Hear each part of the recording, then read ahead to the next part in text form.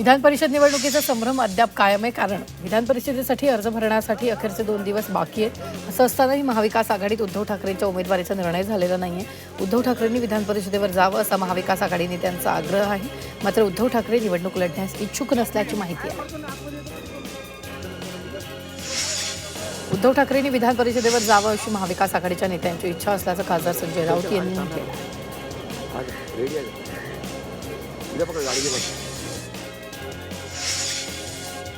उद्धव ठाकरे इतके मोठे नाही आहेत की त्यांना बिनविरोध करण्यासाठी 9 जागांवरच निवडणुका झाल्या पाहिजेत असा टोला संजय निरुपम यांनी लगावला. तसंच शरद पवार आणि उद्धव ठाकरे यांच्यामध्ये मोठा फरक आहे असं सुद्धा ते म्हणाले. विवेक कोल्हे यांनी मुख्यमंत्री देवेंद्र फडणवीसांची भेट घेतली. वाढदिवसानिमित्त वर्षा निवासस्थानी कोल्हेंनी मुख्यमंत्र्यांची भेट घेतली आहे. विधान परिषद निवडणुकीचं पडघम वाजत असतानाच राज्याचे मुख्यमंत्री देवेंद्र फडणवीस यांनी बार्शीचा दौरा केला. भगवंत महोत्सवाच्या निमित्तानं तब्बल 4 वर्षानंतर बार्शीत आलेल्या मुख्यमंत्र्यांनी माजी आमदार राजेंद्र राऊत यांच्या कार्याचं भरभरून कौतुक केलं.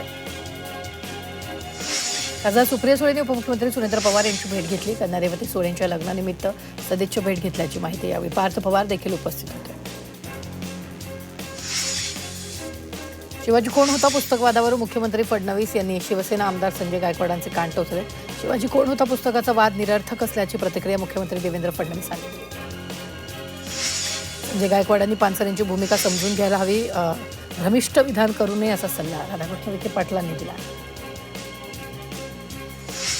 वस्त्रोद्योग मंत्री संजय सावकारे अधिकाऱ्यांवर दबाव टाकून मंत्रिपदाचा दुरुपयोग करतायत असा आरोप शरद पवार गटाच्या नगराध्यक्ष गायत्री बंगाळ यांनी केला.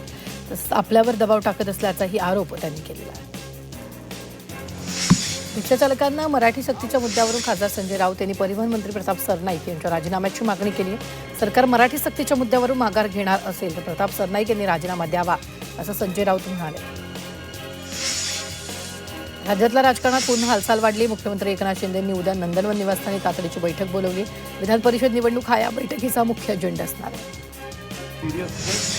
अजित पवार अपघात प्रकरणात खरात प्रकरणाचा अँगल तपासावा अशी मागणी आमदार रोहित पवार यांनी केली. दादांच्या 3 घराबाहेर अघोरी पूजा झाल्यात आणि 27, 28, 29 जानेवारीला खराच्या बँक खात्यात मोठी उलाढाल झाली असा आरोप रोहित पवार यांनी केला. शिर्डी झालेल्या पराभवाचा दाखला देत मंत्री रामदास आठवलेंनी चांगलीच चोलेबाजी केली. बरं झालं शिर्डीची निवडणूक हरलो, नाही तर काँग्रेससोबत बाहेरच बसलो असतो असं आठवले म्हणाले. रामदास आठवलेंनी कवितेतून सूचक इशारा दिला. भीमाचा कोणी अपमान केला तर त्याचा आम्ही वाजवून टाकू 12 असं आठवलेंनी म्हटलं. राज्यातील 14 तलाव संवर्धन प्रकल्पांची मान्यता रद्द करण्यात आली. पर्यावरण मंत्री पंकजा मुंडे यांनी हा निर्णय घेतला. शिंदेंच्या काळात झालेला निर्णय पंकजा मुंडेंनी बदललेला आहे. उपमुख्यमंत्री सुरेंद्र पवारांना ITATचा दिलासा मिळालेला आहे. 32 कोटींच्या अघोषित उत्पन्नाचा दावा फेटाळलाय. अजित पवारांवरील अघोषित उत्पन्नाची कारवाई रद्द झाली आहे. राज्याचे दिवंगत उपमुख्यमंत्री अजित पवार यांच्या अपघाती निधनाला 3 महिने पूर्ण झालेत. या पार्श्वभूमीवर योगेंद्र पवार यांनी बारामतीत अजित पवार यांच्या स्मृतीस्थळाचं दर्शन घेतलं. त्यांना श्रद्धांजली अर्पण केली आहे. तसंच स्मृतीस्थळ परिसरात स्वच्छता अभियान राबवण्यात आलं.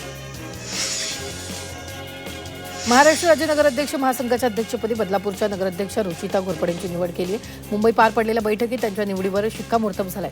या महासंघात 393 नगरपरिषदा आणि नगरपंचायती आहेत. महासंघाच्या कार्यकारिणी समितीत अंबरनाथच्या नगराध्यक्ष तेजश्री करंजुले पाटील यांची निवड केली.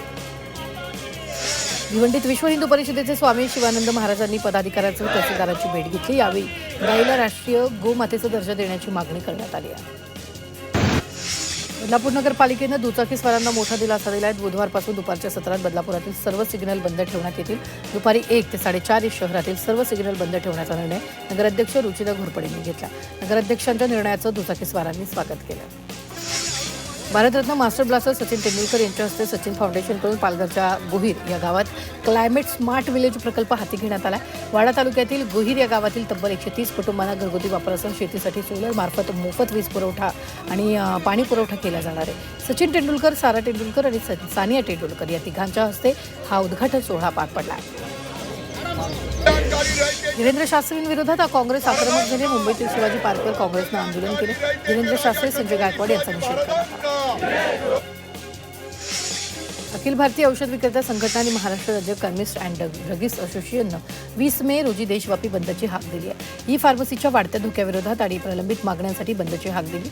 सरकारनं निर्णय न घेतल्यास आंदोलन तीव्र करण्याचा इशारा देण्यात आला. इतर धर्मियांना मारण्याच्या उद्देशानं कृत्य जुबेरच्या मागे कोण असा तपास सध्या होईलच. मीरा रोड हल्ला प्रकरणी फडणवीसांनी विधान केलं. मुंबईतील केएम रुग्णालय नामांतराच्या मुद्द्यावरून खासदार संजय राऊत यांनी मंत्री मंगल प्रभात लोढांवर निशाणा साधलाय. केएम रुग्णालय लोढांनी बांधलं नाहीये, त्यांनी स्वतःच्या टॉवरची नावं बदलावी असा सल्ला राऊत यांनी दिला. तर एकलव्याच्या नावाला विरोध का असा सवाल भाजपाचे माध्यम प्रमुख नवनाथ बन यांनी केला.